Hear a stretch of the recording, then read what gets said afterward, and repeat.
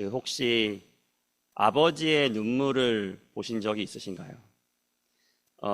개인적으로 저에게는 아버지는 거인과 같은, 태산과 같은 영웅적인 분이십니다.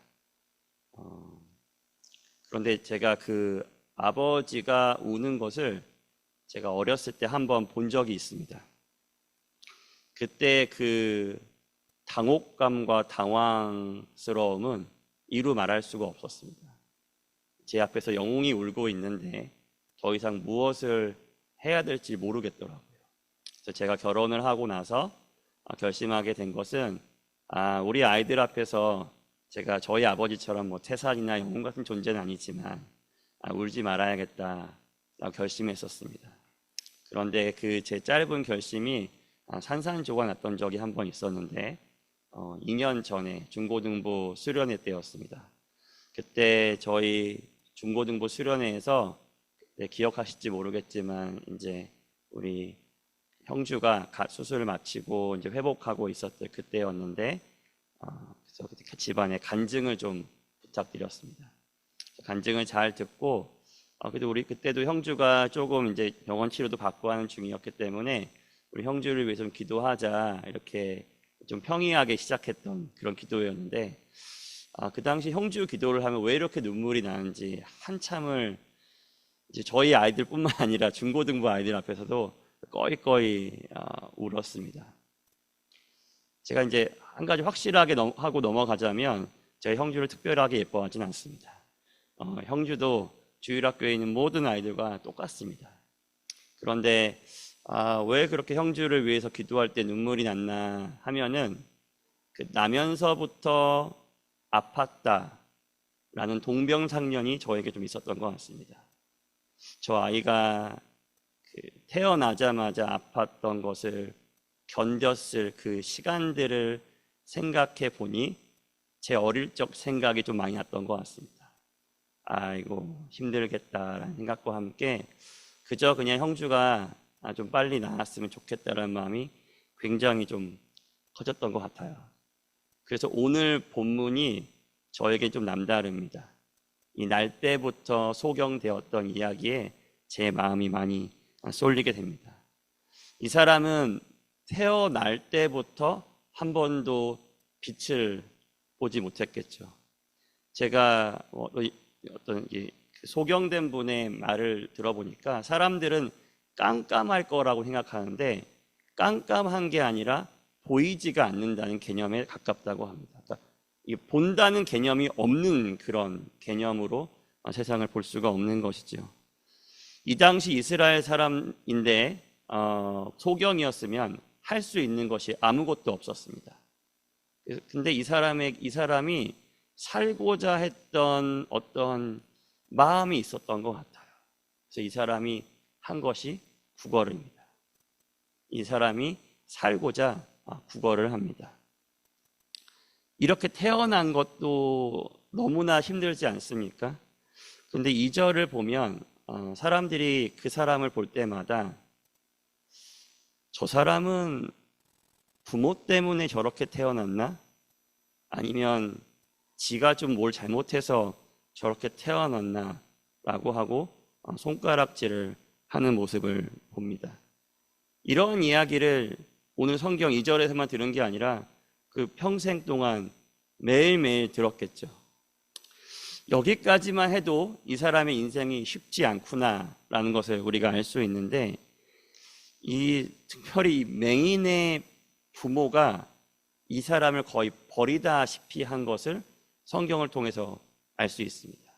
그게 3가지를 통해서 알 수 있는데요. 첫 번째는 이 사람이 구걸을 하고 있다는 자체입니다. 부모가 돌보지 않는다는 것이죠. 자식이 아프면 돌보는 게 인지상정 아니겠습니까? 근데 이 사람이 구걸을 오늘 하고 있습니다. 두 번째 이유는 이 사람의 구걸이 오늘 하루의 일이 아니라는 것입니다. 어느 정도냐면 그 사람을 보면 그리 중요하지 않은 사람인데 지나가는 모든 사람들이 쟤 저기서 구걸하는 애 라는 것을 알 정도로 거의 그의 평생에 구걸을 했다라고 생각해 볼 수가 있겠습니다. 세 번째가 정말로 가관인데 이 부모, 이 사람이 나중에 예수님을 만나게 되고 눈을 뜨게 됩니다. 그래서 바리새인들이 그의 부모에게 가서 얘가 어떻게 낳았는지 정말 날 때부터 소경이 맞는지 이렇게 물어봅니다. 그랬더니 21절에 그 부모가 뭐라고 얘기하냐면 우리는 알지 못한다. 그에 가서 물어봐라. 이렇게 하고 자녀에 대한 최소한의 그 어떠함도 없는 그런 부모 밑에서 자라고 있는 모습들을 우리가 볼 수 있습니다. 한마디로 줄여서 얘기하면 이 사람은 태생적으로도 사회적으로도 공동체 안에서도 그리고 심지어 그의 부모에게도 버림받은 인생을 산 것입니다. 그리고 사람들의 말에 따르자면 그는 하나님에게서마저 버림받았다. 이렇게 이야기하는 게 이 사람에 대한 성경의 소개입니다.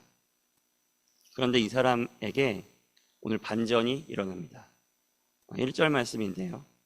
우리 함께 좀 보시면 우리 같이 한번 읽어볼까요? 예수께서 길을 가실 때에 날 때부터 맹인된 사람을 보신지라. 아멘. 예수님이 그의 인생 가운데 등장하면서 반전이 일어납니다. 성경은 약간 좀 무심하게 예수께서 길을 가실 때라고 이야기하면서 우연히 길을 갔는데 소경을 만났다라는 것처럼 이렇게 보일 수가 있습니다. 하지만 오늘 혹시 여러분 여력이 되신다고 하면 집에 가서 복음서들을 한번 뒤적뒤적 하시면서 예수님의 기적들을 한번 살펴보십시오. 이 모든 기적의 시작에 예수님의 몸이 움직인 사건들을 먼저 기술하고 그 이야기를 합니다. 여러분 다 아시겠지만 바디메오가 그랬습니다. 38년 된 병자가 그랬습니다. 우물가의 여인이 그랬습니다.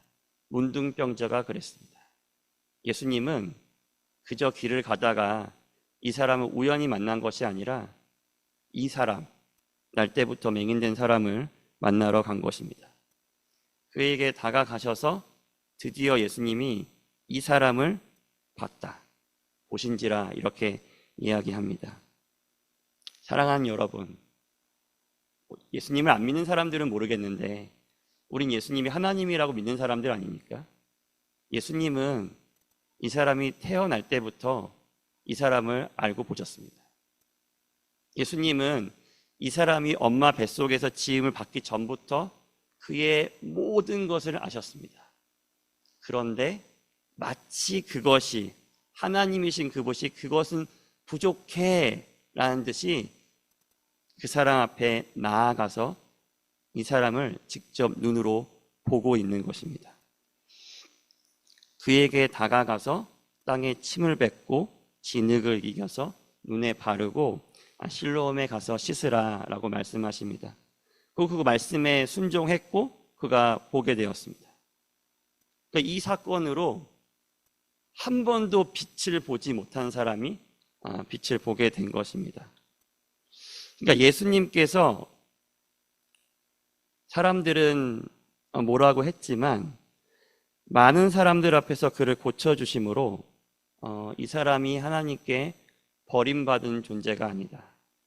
이 사람이 하나님께 저주받은 존재가 아니라는 것을 행동으로 증명하신 것입니다.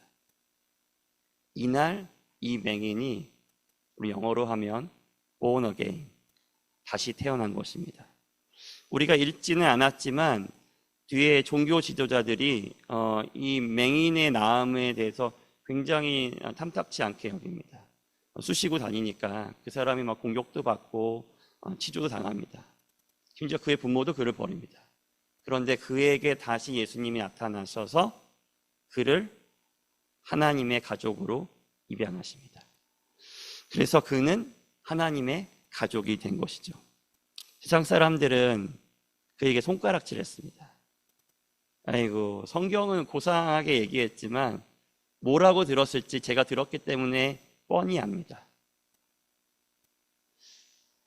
넌 저주를 받아서 그렇게 태어났고 너의 인생을 보니 뻔하다 야. 넌 가치도 없는 사람이야 라는 얘기를 매일매일 들었을 것입니다. 여러분 혀차는 소리 들어보셨나요? 쯧쯧쯧. 이런 소리를 매일매일 듣고 살았을 것입니다. 그런데 예수님이 이 사람 인생 가운데 나타나서 그거 아니야.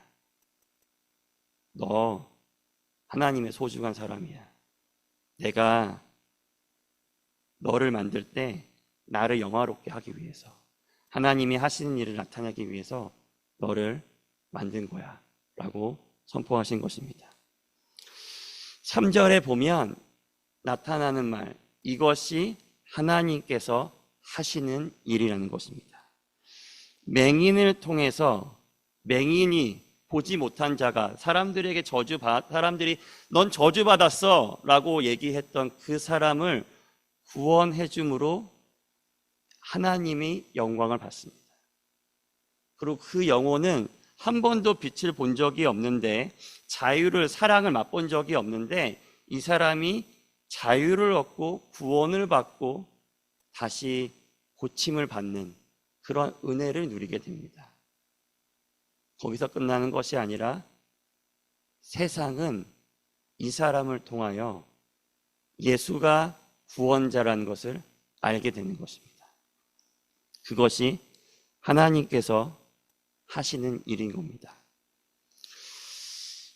이 일이 사랑하는 여러분, 좀 모자라 보이고 저주받은 것 같고 없어 보이는 맹인을 통해서 이루어진 일인 것입니다. 그런데 맹인을 통하여 하신 그 하나님의 일은 단순히 이 개인, 이스라엘 요 마을에서만 일어난 일이 아닌 것입니다.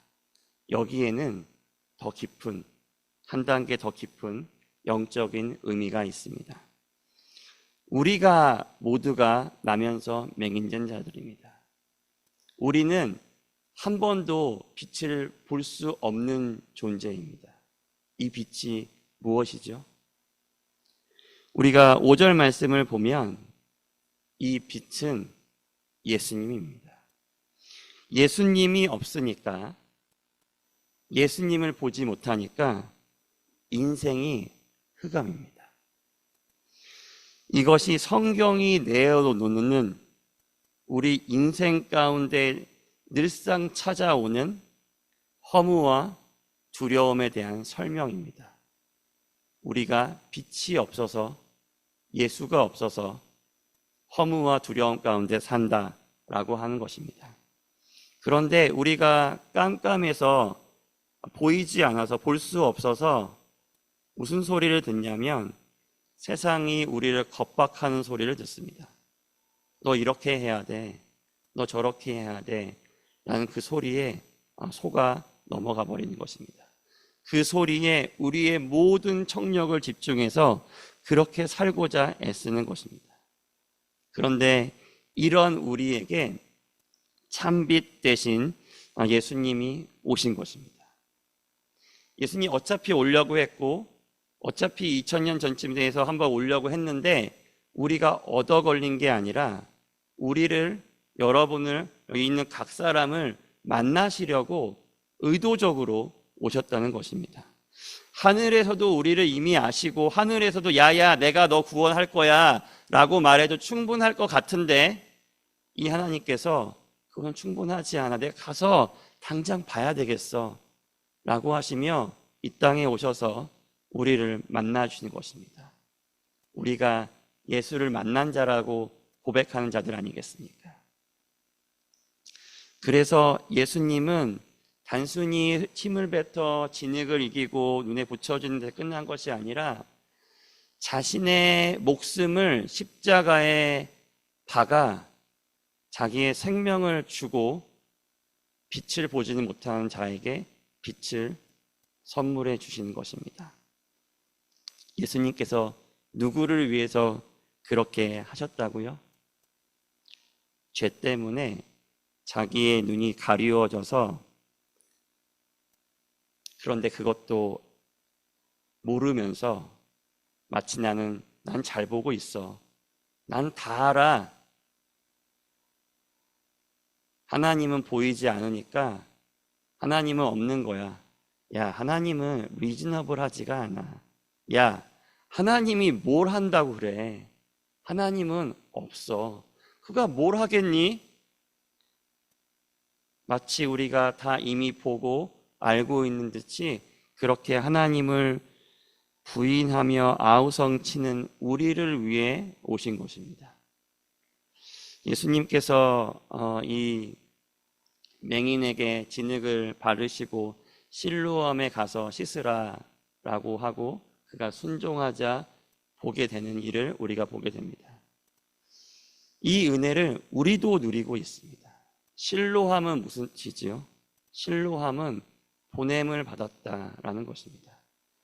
여기서 보냄을 받은 자가 누구이겠습니까? 4절 말씀을 보면 예수님께서 말씀하시기를 나를 보내신 이의 일을 우리가 하여야 하리라. 본인이 보내심을 받은 자라고 말씀하시는 것입니다.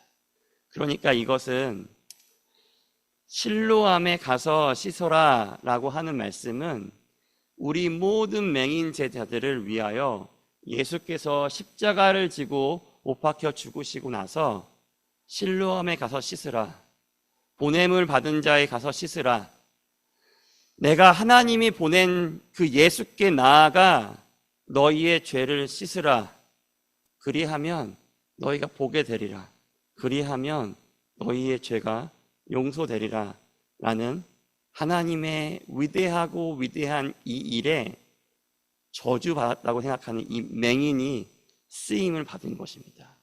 여기 앉아있는 누구보다 더 영광스러운 삶을 이 저주받은 인생 같은 사람이 살았던 것입니다. 그래서 우리에게 말씀하시는 것은 예수께 나아가자, 하나님이 보내신 자에게 나아가자, 우리의 실로함으로 나아가자라고 말씀하시는 것입니다.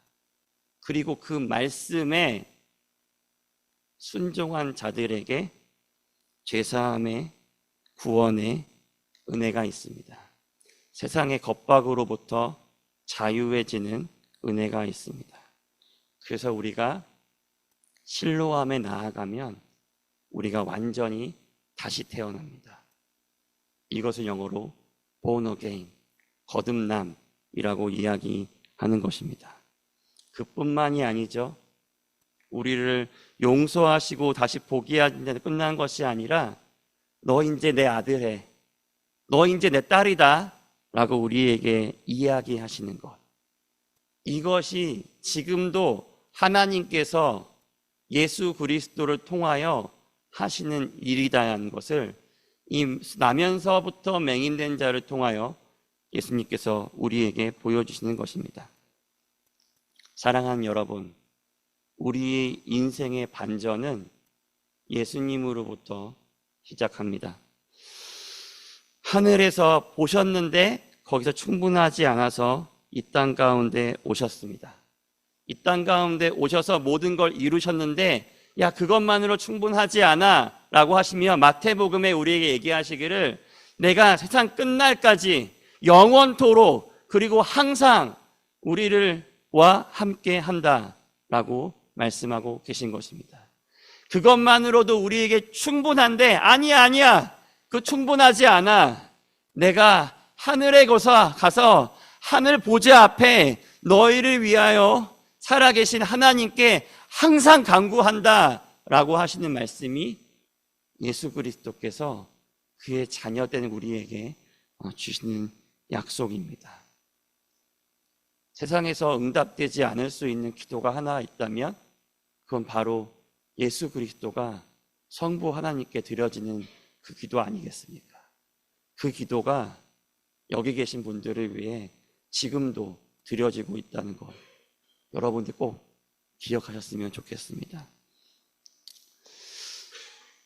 그래서 이렇게 보냄을 받은 자에게 하나님께서는 구원을 주시고요, 기쁨을 주시고요, 자유함을 주시고요, 평안을 주십니다. 그것이 우리가 누리게 된 은혜입니다. 그 사랑하는 여러분, 세상이 예수께서 여러분을 통해 하시는 그 하나님의 일을 보며 우리는 그러한 존재가 되는 것입니다. 우리를 보며 세상이 와, 이게 하나님께서 하시는 일이구나 라는 존재가 여러분이고 우리라는 것입니다. 그러면 우리에게 유일한 고민은 무엇이겠습니까? 우리가 정말로 두려워하고 걱정해야 되는 것은 무엇이겠습니까? 그것은 단 하나뿐밖에 없습니다. 내가 예수 안에 있는지, 예수 밖에 있는지, 내가 하나님 안에 있는지, 아니면 하나님께서 기뻐하지 않는 일을 계속적으로 하고 있는지, 내가 세상의 편에 있는지, 하나님의 편에 있는지, 내가 하나님의 사랑의 편에 선택하든지, 아니면 세상을 사랑하는 편에 선택하든지, 그것이 우리의 유일한 고민이 되는 것입니다. 고린도 후서에는 이런 재밌는 말씀이 있습니다. 성도는 이미 가장 복된 자이다. 성도는 많은 사람들을 보요하게 한다. 성도는 아무것도 없는 것 같은데 모든 것을 가진 자다 라고 이야기하는 것입니다. 사랑하는 여러분, 그렇다고 하면 정말 불쌍한 자들은 누구이겠습니까? 나는 다 안다. 나는 다 보았다. 내가 다 생각해 보았다. 난 모든 걸 꿰뚫어 본다 라고 말하지만, 나는 세상을 환하게 본다 라고 이야기하지만, 난 말씀에 밝다, 난 말씀을 통달하였다 라고 말했지만, 정작 그 예수 그리스도가 왔을 때 그리스도를 보지 못했던 바리새인들이 불쌍한 자들입니다. 맹인이 예수 그리스도의 만져주심으로 인하여 그가 고침을 받았지만, 나면서부터 구걸하는 모든 모습을 보았고, 그가 드디어 예수의 만져짐으로 보내심 자에게 보냄을 받음으로 그가 나았지만, 그 그리스도의 구원을 보았지만, 하나님께서 하시는 일을 자기 눈으로 똑똑히 보았지만, 그 예수께 나아가지 않은 자들이 정말로 불쌍한 자들입니다. 가장 영광스러운 일에 참여하는 자를 자기 배로 낳았지만 그 아들을 부끄러워한 부모가 가장 부끄러운 불쌍한 자들인 것입니다. 저는 제 안에 예수님이 계시다는 그 뜻을 너무나도 늦게 깨달았습니다. 인생의 반전이 이미 시작됐고 왔는데 늘 인생의 반전을 꿈꿨습니다. 이미 하나님의 모든 축복을 받은 자인데 마치 하나님의 축복을 한 번도 받은 적이 없는 사람처럼 그 축복을 날마다 갈망하며 구하며 살았습니다. 저는 제가 좋은 퍼포먼스를 하면 하나님께 복을 받고, 제가 잘못하면 하나님의 저주를 받는 자인 줄로 알았습니다. 요즘에서야 제가 아주 조금 내가 하나님의 자녀라는 의미를 깨닫게 됩니다. 저는 가난하지만 부유한 자입니다. 그리고 많은 사람들을 부유하게 하는 자입니다. 제 삶 가운데 고난도 있고 어려움도 있고 힘든 일도 있고 저를 겁박하는 일도 많이 있지만 저는 예수님을 소유한 자입니다. 그래서 하나님의 모든 복을 이미 받은 사람이고 저는 하나님의 아들입니다. 사랑하는 여러분, 이미 하나님의 모든 은혜를 받아 누리신 여러분, 여러분의 인생 가운데 있었던 실수와 잘못과 상처와 아픔 때문에 여러분의 인생을 감옥에 가두지 마십시오. 우리는 하나님께서 하시는 일을 나타내고자 지음받은 사람이며 그렇기 때문에 아직도 이 세상에 남아 그 일을 하고 있는 것입니다. 그런데 사랑하는 여러분, 세상이 여러분을 통해서 예수님을 좀 볼 수 있겠습니까? 여러분의 삶 가운데 예수님이 좀 계시나요? 맹인 되었다가 맹인이 드디어 보게 된 그 거듭남의 기쁨과 감사가, 그 구원이 여러분의 삶 가운데 여전히 있습니까? 세상이 여러분을 통하여 예수를 보지 못하신다면 여러분들은, 아니 우리는 죄 중에 있는 것입니다. 무언가 크게 잘못된 것입니다. 우리가 아마도 예수님을 잃어버린 것입니다. 빛에 있었다가 다시 어두운 가운데로 들어간 것이 분명합니다. 그러니 사랑하는 여러분, 빛 대신 예수 앞으로 나아오시길 바랍니다. 기도로, 말씀으로, 주님을 사랑함으로, 묵상함으로, 예배함으로 하나님께 앞으로 나아오십시오. 하나님은 우리를 찾아오십니다. 말씀에 하나님은 그를 참되게 예배하는 자를 찾으신다 라고 되어 있습니다. 그래서 오늘 우리가 이렇게 모인 것입니다. 인터넷으로 들을 수 있고 좋은 분의 설교, 저 같은 것이랑 비교도 안 되는 사람, 위대하신 목사님의 설교 다 들을 수 있습니다. 그럼에도 불구하고 우리가 이 자리로 온 것은 그 하나님을 참되게 예배하는 자를 찾으시기 때문에 교회라는 공동체로 모여 그분을 예배하고 있는 것입니다. 다시 실로암으로 나오십시오.